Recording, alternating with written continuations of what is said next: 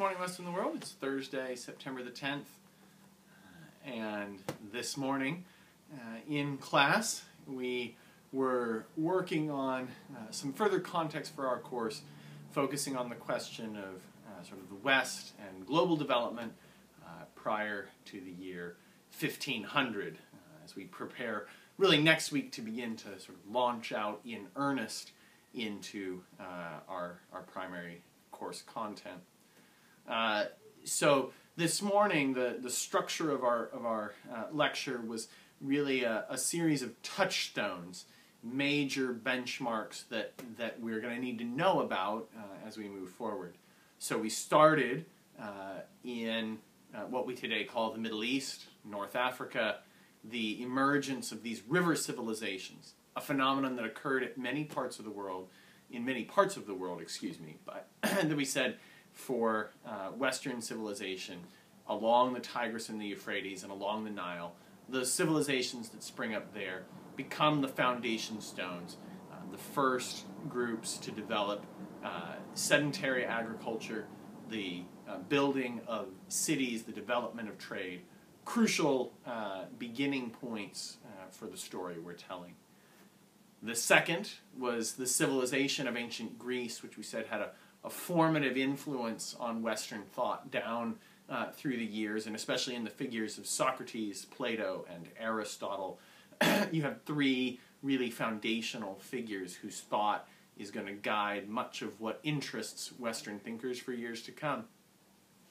Then the civilization of the Roman Empire, which around the time of the birth of Christ and for a few centuries afterwards transferred the center of these ideas and of this story from the Eastern Mediterranean into sort of mainland Europe and the regions that we today think of as Western Europe.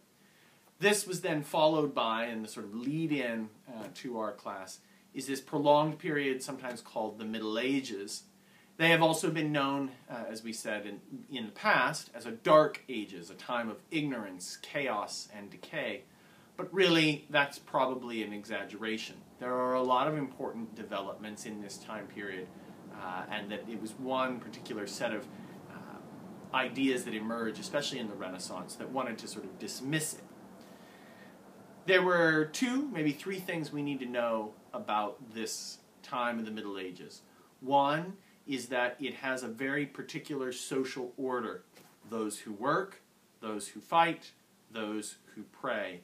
That division of society, working, governing, and church, praying, is a division of society, a distinction of classes that is going to persist for a long time in Western thought and will have proved to be a remarkably enduring way of organizing society.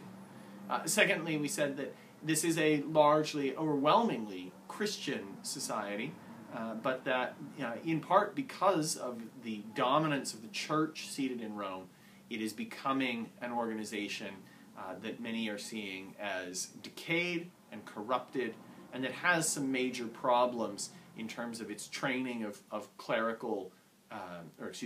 its clergy, in terms of its teachings on subjects like relics or indulgences. And all these things are going to become focal points for later controversy. And then lastly, we talked about the catastrophe of the Black Death, the arrival of this outbreak of plague in the middle of the 14th century, and with the consequent death of as many as 6 out of 10 people living in Europe at the time. Devastating event, but one that opens up the door for new patterns of thought that leads to a society that's more ready for new ideas than it's been in a long time. And that is where we will pick up the thread next week. So thanks everybody, and enjoy your weekend. I will see you in class on Monday.